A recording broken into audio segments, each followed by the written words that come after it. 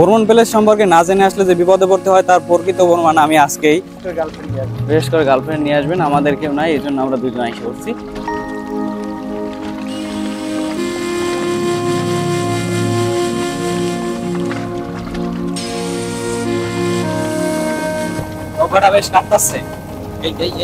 আমরা এখন আছি ডেমরা শুকুরশির এই এরিয়ায়।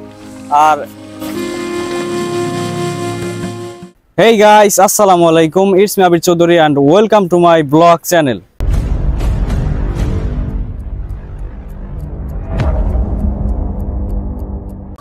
এই মুহূর্তে আমি আছি কাশপুর ব্রিজের উপরে। আর কাশপুর ব্রিজ আসলে বরাবরই মুগ্ধ হই। তো আজকের ভিডিওটা একটু ডিফারেন্ট হবে, কারণ আজকে প্রত্যেকবারের মতো আমি কাশপুরের এই সাইডটা আপনাদেরকে দেখাই। তো আজকে কাশপুর ব্রিজের ওই পাশটার সৌন্দর্য আপনাদেরকে দেখাবো। So let's go. অলরেডি আমরা নিচের দিকটা আইসা পড়ছি, আর নিচের দিকটা দেখতেই পাচ্ছেন কতটা সুন্দর। সব থেকে ইন্টারেস্টিং একটা ব্যাপার হলো যে এই নদীর ওই পাশটায়, যে এই পাশটার ভিডিও আপনারা সবসময় দেখেছেন, ওই পাশটা হচ্ছে সব পাথর এবং বালু, তাছাড়া খাবার দাবারের যেমন গম, ভুট্টা, এই সকল সবকিছু পণ্যের বিজনেস। আর এখন আমি যেই পাশটা আছি এই পাশটা হচ্ছে ইন্ডাস্ট্রিয়াল বিজনেস।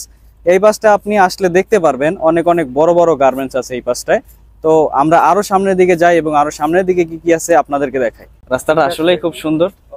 আরিফ ভাইয়া বলছে আপনারা অবশ্যই এখানে আসবেন, হাঁটতে হাঁটতে বিশেষ করে গার্লফ্রেন্ড নিয়ে আসবেন। আমাদের কেউ নাই, এই জন্য আমরা দুজন এসে পড়ছি।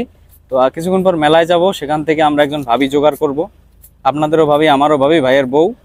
একটা ইন্টারেস্টিং ফ্যাক্ট হলো প্রতি শুক্রবার আমার মনে হয় এই জায়গাগুলোতে অনেক লোকজন আসে, যেহেতু জায়গাটা অনেক সুন্দর।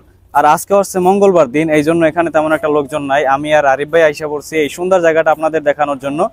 যদি নারায়ণগঞ্জ জেলার ভিতরে তারপর কাশপুরের আশেপাশে আপনারা হয়ে থাকেন, তাহলে অবশ্যই এই যে পিছনে দেখতে পাচ্ছেন ব্রিজটা, এই ব্রিজটা পার হয়ে এখানে আসবেন হাঁটতে।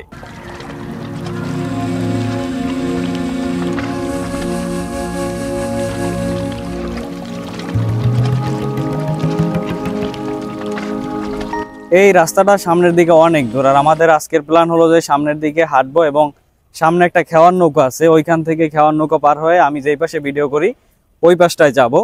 So let's go. এখন সামনের দিকে যাব এবং সামনের দিকে সকল ইন্ডাস্ট্রিয়াল যেই বিজনেসগুলো এই পাশে আছে সেইগুলো আপনাদেরকে একটু দেখাবো। আর তার পাশাপাশি হচ্ছে এই নদীর ভিতরে অনেকগুলো শিপ রাখা আছে, শিপগুলো অনেক সুন্দর লাগতেছে আমার সামনের দিকে। বেশ কিছুদিন থেকে একটা সমস্যা ফেস করতেছি, আর এই সপ্তাহ শুরু থেকেই সমস্যাটা হচ্ছে সারা দিনভর রোদ থাকলেও বিকাল 2টার পরে মনে হয় 5টা বেজে গিয়েছে, একদম সূর্য ডুবে যায়। আর এই দিকটার অবস্থাও দেখতে পাচ্ছেন, এই যে একটু দেখাই আপনাদেরকে, এই যে আসছি এখানে কিন্তু সূর্য মনে হয় ডুবে গেছে। আর এই দিকটা দেখেন, আপনাদেরকে একটু দেখাই। যদি একটু রোদ থাকতো তাহলে আরো অনেক সুন্দর ভিডিও হতো। আর রোদের কারণ হচ্ছে এখন অনেকটাই ভিডিও কোয়ালিটি খারাপ হইতেছে, আর আমারও ভিডিও করতে ভালো লাগতেছে না। যদিও আমরা কাশপুর ব্রিজ থেকে শুরু করছিলাম 3টা বাজে, আর এখন আমরা আমাদের পথের 3-এর 1 অংশ যাইতে পারি নাই। আর খুব টেনশনে আছি সামনে গিয়ে নৌকাটা পাওয়া যায় কিনা। যদি খেওয়ার নৌকাটা পাওয়া না যায় তাহলে আমাদের আবার এই ব্যাগে আসতে হবে হাঁটতে হাঁটতে। সো আমি মিস করতে যাচ্ছি না, এখন আমাদের একটু দ্রুত যেতে হবে এখান থেকে। আমরা এতক্ষণ ছিলাম একটা গ্রাম্য পরিবেশে, পিছনের দিকটায় গাছপালা ছিল মোটামুটি। এখন আপনাদেরকে যে বলছিলাম ইন্ডাস্ট্রিয়াল একটা এরিয়া, এই ইন্ডাস্ট্রিয়াল এরিয়ায় আমরা কিছুক্ষণের ভিতরে প্রবেশ করব। আর আমার সামনেই দেখতে পাচ্ছি একটা স্টেশন, এটা মেবি লোড আনলোডের স্টেশন। আপনাদেরকে একটু দেখাই, এই যে অনেক সুন্দর লাগছে। অলরেডি দেখতেই পাচ্ছেন কতটা সুন্দর লাগতেছে লোড আনলোডের এই স্টেশনটা। আর অলরেডি একটা মেবি আনলোড হচ্ছে। আপনাদেরকে যদি একটু সম্পূর্ণ জিনিসটা দেখাই আমি, আশা করি খুব সুন্দর লাগবে। আর কিছুক্ষণের ভিতরে আমরা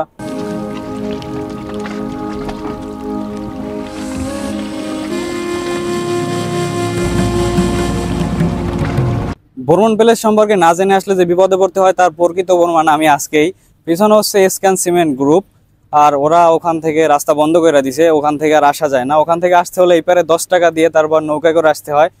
মানে একটুখানি পথ, জাস্ট 2 মিনিটের একটা পথ, 10 টাকা দিয়ে নৌকা পার হইতে হয়েছে। তো এখন আসছি আমরা সামনের দিকে, আর সামনের দিকে সুন্দর একটা পরিবেশ। আর এইখান থেকে হচ্ছে আমরা খেওয়ানি ওই পারে যাব। যদি একটু সূর্যের আলো থাকতো তাহলে এই পরিবেশটা আরো অনেক সুন্দর লাগতো আমার মনে হচ্ছে। আর এখন সূর্যটা অলরেডি একদম ডুবে গিয়েছে, একটু আগে কিছুটাও দেখা গিয়েছিল কিন্তু এখন আর সেটুকুও দেখা যাচ্ছে না। এখন আমরা সামনের দিকে আগাচ্ছি আর খুঁজছি খাওয়ার নৌকা, চলে যাব আমরা আমাদের পাশে। এই সুন্দর পরিবেশটা অনেক লোকজন ঘুরতে আসে, আর আমরাও তো আর ব্যতিক্রমী নই। আমরা এখানে ঘুরতে আসছিলাম, যদি আমরা ডিরেক্ট এখানে আসতে পারতাম তাহলে আমাদের অনেক ভালো লাগতো। তো আমাদের পিছনের দিকে একটু ঝামেলা হয়েছিল, নৌকা পার হওয়া লাগছে, খেয়ার নৌকা ওয়েট করা লাগছে, এজন্য মনটা খারাপ হয়ে গেছিল, যার কারণ হচ্ছে সূর্যটা একদম ডুবে গিয়েছে। আমরা আমাদের গন্তব্যে শেষ পর্যায়ে আইসা পড়ছি, আর এই হচ্ছে আমাদের শেষ গন্তব্য। এখন আমরা উঠা পড়ছি অলরেডি খেয়ার ভিতরে। আমরা যাইতেছি আমাদের ওই পাশটায়। তো ওই পাশটায় গিয়ে একটা মেলায় যাওয়ার চিন্তা ভাবনা করতেছি। যদি মেলাটা হয় তাহলে আমরা মেলায় যাব এবং মেলার সুন্দর সুন্দর দৃশ্য আপনাদেরকে দেখাবো। আর এখন অলরেডি আমি খেয়ার নৌকা উঠে গেছি, আর খেয়ার নৌকা অলরেডি ছাইরাও দিছে। সো যাওয়া যাক আমাদের ওই পারে।